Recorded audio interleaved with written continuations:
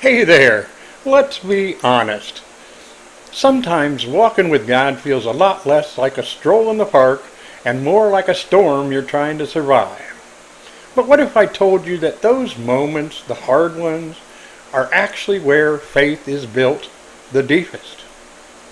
This is step 2 in our series on how to walk with God step by step. And today we're talking about a big one. Trusting Him when it's hard. Surrender is where the journey starts, but trust is what keeps us moving forward, especially when nothing else makes sense. Proverbs 3:5-6 says, "Trust in the Lord with all your heart, and lean not on your own understanding. In all your ways acknowledge Him, and He will make your path straight."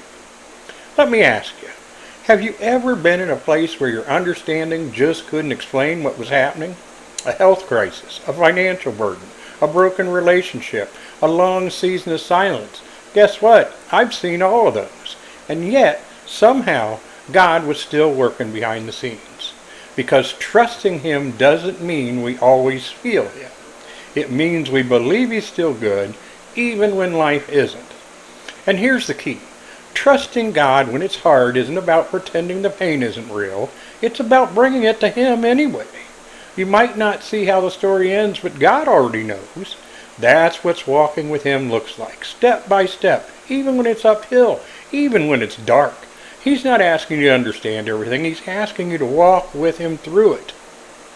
So if you're struggling right now, you're not alone.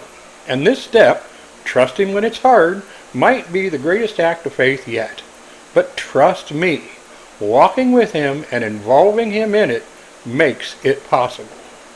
Drop a comment if you've been in a season like that, or if you're walking through one right now. I'd love to pray for you.